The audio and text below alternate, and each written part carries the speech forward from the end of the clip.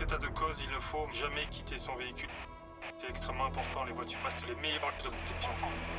Il n'y a pas beaucoup de temps, Simon. T'es copain la forêt. Allô? Papa? Je suis perdu.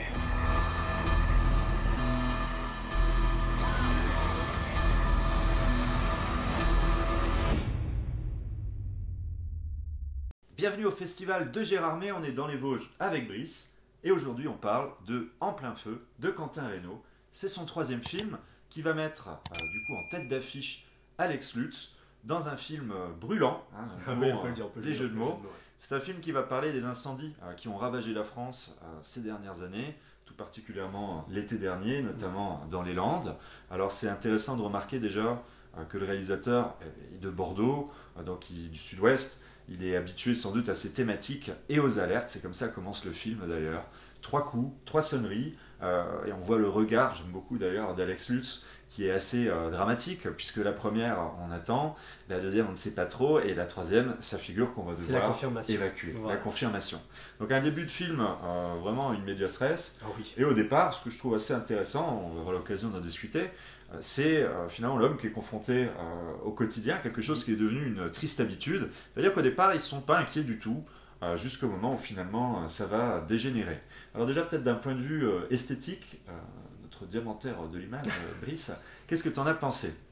Alors qu'est-ce que j'en ai pensé? On est dans un survival quand même pur jus. Film catastrophe, genre très peu représenté dans le cinéma français. Complètement. Voilà, donc la film catastrophe à hauteur d'homme, puisqu'en fait la mise en scène se tient toujours face vraiment au visage d'Alex Lutz.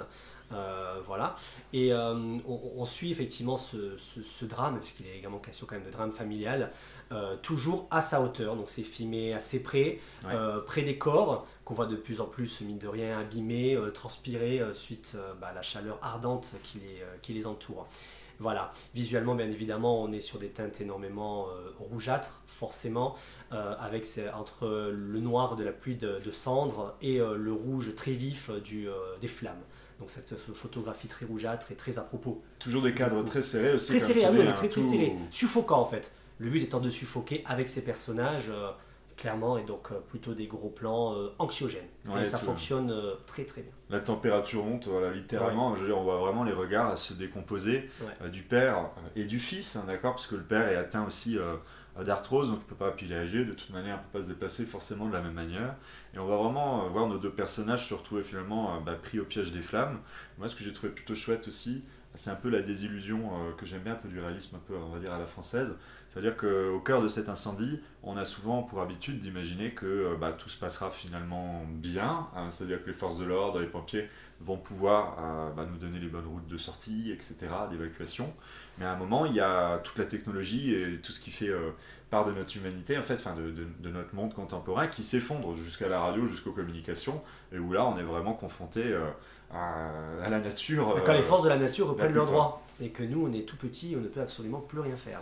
Et donc le film effectivement montre que ce soit les forces de l'ordre ou carrément les pompiers, hein, lors d'une scène assez marquante, mais parfois ne peuvent rien faire et ne peuvent également que fuir. Et là où finalement, comme on dit, les victimes des fois attendent les secours, parfois malheureusement ils sont les premiers dépassés. Et le film le montre plutôt bien. Bah oui, il aime bien rappeler les consignes aussi, d'être à l'en perpendiculaire du vent, ne pas sortir de la voiture. Et ça devient tout de suite intéressant, parce que franchement, il est très stressant les deux premiers tiers du film. Le dernier tiers, personnellement, j'ai trouvé ralentissait un petit peu en termes de rythme, mais pour des raisons scénaristiques que je trouve intéressantes, en termes d'allégorie finalement de la famille, hein, et de tout ce que tu peux perdre aussi dans ce genre de moment. Parce que le film est quand même très élémentaire, pas élémentaire au sens simple, mais il y a les éléments, il y a le feu, mais il y a également la mer, il y a le vent. Il y a vraiment un côté, je trouve, assez beau. Moi, ça m'a presque rappelé des fois le vieil homme et la mer sur certains moments, notamment avec le père. Nouvelle d'Hemingway d'ailleurs, qui est très jolie. Donc, personnellement, j'ai beaucoup aimé. Je trouvais que c'était une proposition française qu'on n'a pas l'habitude de voir dans le paysage des films, en fait, entre guillemets catastrophes, qui vont toujours préférer des angles bien éloignés pour montrer des choses spectaculaires. Là, on est dans quelque chose de beaucoup plus intimiste et terre à terre.